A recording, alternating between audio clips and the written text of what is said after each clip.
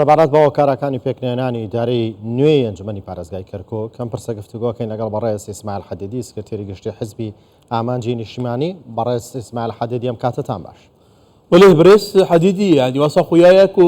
پێکینانە ئیدارە خۆجییا کەرکووکێ مینا پێکینانە حکوومەتە عێراقی لێدا ینی پرۆسێس هەر کودچە معاقەتل لێتێت سودانیژی 2 هەفتی دانە ئالیین سەرکەفتی دڤان 2 هەفتیاندا ممکنە گەلو بگەنە ڕێکەفتنێ؟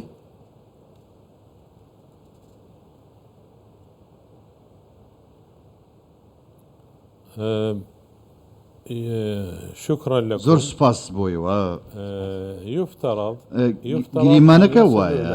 کە دەبێت لەو 2 هەفتەیەدا ڕێک بکەون. بڕێز سەرۆک وەزیرانی عێراق کاتێک کە ئەو مۆڵەتەی داوە 2 هەفتە هەفتەی یەکەم کە کارنامەکان پێشکەش بکرێن پەڕاوەکان پێشکەش بکرێن بۆ ئەوەی کەوا وادەکان دەستیشان بکرێت وادەکە مۆڵەتەکە کراوە نییە لە بەردەم لایەنە سیاسی براوەکانی پارێزگای کەرکووک کە بەشداری لە پێکێنانی ئەنجومەنی خۆجێی پارێزگای کەرکووک دەبێت کارنامەیەکی گشتگیر هەبێت بۆ پێکێنانی ئەو ئەنجومەنە. بەڕێز سوودانی ویستی کە لە پێکاتەکان هەمویان لەسەر کارنامەیەکی گشتگیر و تو ڕێککەون پۆستەکان بە هاوبەشی لەنێو بڵێن یەکسانی لەنێو خۆیاندا دابەش بکرێن لەژێر کاریگەری ئەم ڕێککەوتنەدا بۆ ئەوەی کەوا پرۆژێکی هاوبەش بخرێتە ڕوو بۆ ئەوەی کەوا ئەم پرۆسەیە سەرکەوتوو بێت و ڕەزامەندی لەسەر تەواوی لەلایەن تەواوی پێکاتەکانی کەرکووک بێت لەو وادەی کەوا دەستنیشانی کردووە. ئەو 2 هەفتەیە ماوەیەکی کراوە نییە پێویستە لەم ماوەیەدا ڕێکەوتنێکی کۆتایی بکرێتە. ئەو جموزۆڵی ئەمڕۆ هێد ئێستا دەستی پێکردووە هەر لە دوێنەوە دەستی پێکردووە لە بەغدا بۆ دانوساندن و لێکتێکگەیشتن لە بارەی ئەو ڕەشنووسەی کە پێشنیاز کراوە یاخود ئەو ڕاپەرتەی کە پێشکەشی بەڕێز سوودانی دەکرێت بۆ ئەوەی کەوا لایەنە سیاسیەکان بۆ چوونەکان لێکتری نێزیک بکاتەوە بگەن بە سازان لە لێو خۆیاندا. بەڵێ وەکە زانین لە پێش ڕووداوەکانی 16 ئۆکتۆبەر پۆستی پارێزگاری کەرکووک لە لای کورد بوو. هەموو پێکاتەوە نەتەوەکان مافەکانی خۆیان هەبوو مافیان پێدرا کەس پشتگوێ ناخرا. بەڵام لە دوای ڕووداوەکانی 16 ئۆکتۆبەرەوە تا ئێستا بینین کە دۆخی کەرکووک چۆنە. گرفت چیە لەوەی جارێکی تر ئەگەر پۆستی پارێزگاری کەرکووک بدرێتەوە بە کوردێکی بێلایەن کە پارتی وێکێتیش لەسەر ئەمە کۆکن کوردێکی بێلایەن بێت خزمەتی تەواوی پێکاتەکانی کەرکووک بکە.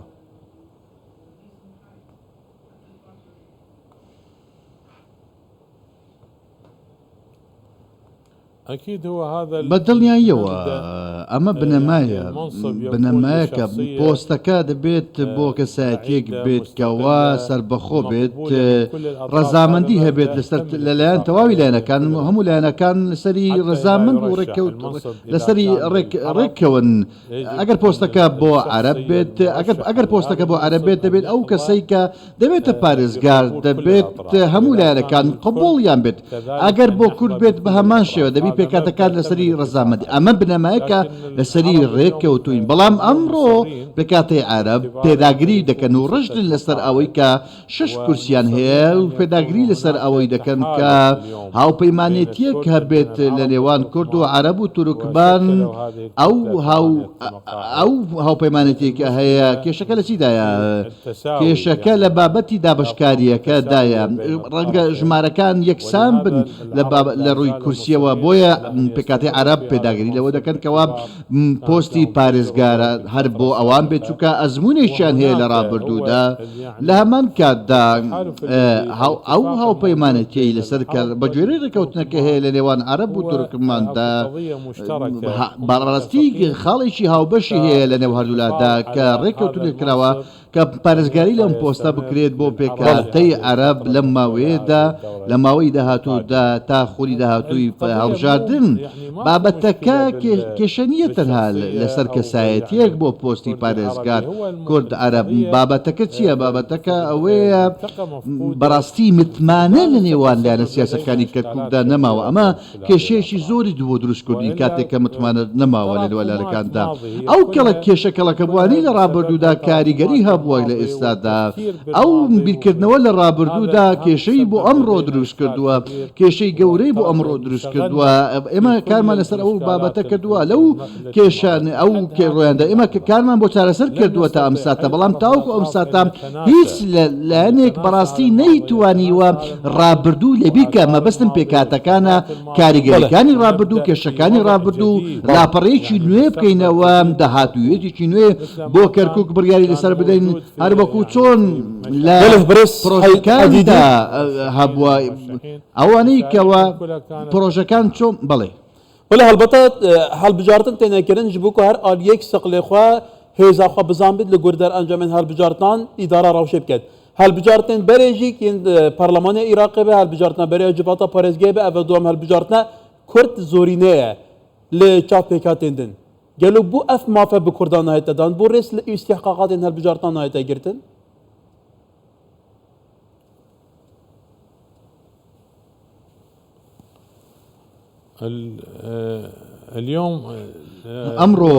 اليوم لم يعتمد ئەمڕۆ بابەتەکە تەنها پشبەستن نییە بە ئەنجامەکان لەسەر ئاستی وڵات نەک تەنها لەسەر ئاستی وڵات لەسەر ئاستی کەرکووک بەڕاستی ئەنجامی هەڵبژاردن پشتی پێ نەبەستراوە هەمووان دەزانن کەەوە هەمووان دەزانن کە چی ڕوویدا لە پارێزگەکانی دیکەی عراق چی ڕوویدا سیرکە کاندید هەبوو بۆ پۆستی پارێزگار بەڕاستی تەنها یەک کورسیە بووە ئەمە بەهۆی چی بووە بەهۆی ئەو کێشانە هەبووە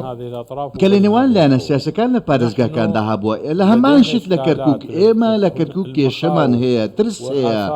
و کاریگەری کێشەکانی ڕابردوو هەر بەردەوا من ئەمانە بەڕاستی کێشیان دەست کردووە وای کردووە کە متمانە لە نێوان لایەنە سیاسەکان نەبێت و کاریگەری لەسەر قبولکردنی ئەنجامەکان کردووە لە هەڵبژاردنەدا تەنانەت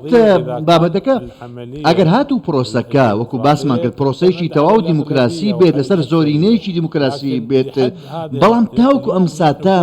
پشت بە زۆرینە نەبەستراوە بەڕاستی زۆرینەیەک نییە لە کەرکووکە ئەمڕۆ لە هاوپەیمانی عەرەبی و تورکمان ئێستا یەکسانن لەم بابەتەدا یەکسانن لەم ئەمە کێشەکەیەکە ئێمە باسی دەکەین هەشت بە هەشت بەڕاستی زۆرینەیەک ڕەها نییە لە کەرکووک بۆ ئەوەی کەوا بتوانین پۆستەکان بە ئاسانی یەکلا بکەینەوە و پێک ئەنجومەنی خۆجەی کەرکووک پێک بێنین و تورکمان و عەرەبیش بە هەمان شێوەی کرد کەواتە بچی بکەین پێویستە ئێمە بەڕاستی سازان هەبێت سازان بۆ دابشکردنی پۆستەکان بنچینەی پۆستەکانیش تەنانەت لە کەرکووک دوای ساڵی 2003 بنەماکە چی بووە بنەماکەی سازان بووە بۆ دابشکردنی وەکو عورفێکی لێ هاتووە بۆ دابشکردنی پۆستەکان لە کەرکووک لە نێوان پێکاتەکاندا بەڵام ئەو دۆخەی کە لە ڕابردوو هەبووە بەڕاستی تۆزێک جیاوازە بەڕاستی فاکتەری سیاسی زۆر بەهێز بووە لە کەرکووک کاریگەر بووە لە پرۆسی سیاسی لە کەرکووکدا ئەمڕۆ ئێمە دەبینین بۆچی پەنامان بردووە بۆ بەغدا ئێمە ئەوڕۆ پێویستیمان بەوە بوو کەەوە سەرکۆزیران دەسوەدام کە بە شێوەیەکی ڕاستەخۆ چکە زۆر گرنگ بوو بەڕاستی هەنگاوێکی زۆر گرنگ بوو هەنگاوێک بوو بەرەو سەرکەوتن بەرەو چارەسەرکردنی کێشەکە چونکە پێویستیمان بەو هەنگاوە بوو بۆ ئەوەی کەوا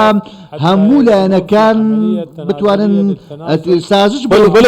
کێشەکان چارەسەر بکرێن بۆ دابشکردنی پۆستەکان بە شێوەیەکی یەکسان لە ڕێگەی سەرپەرشتی بەڕێز سوودانیەوە دەبێ ئەف هەڤیرە gelek avê vexwe em ê bişopînî gelo li dehatî desebaratê Kerkûkê de çi bê İsmail Hadîdî sekreterê giştî hezba amanca niştimanî li Bexda لە کەرکووکەوە سوپاس li Kerkûkê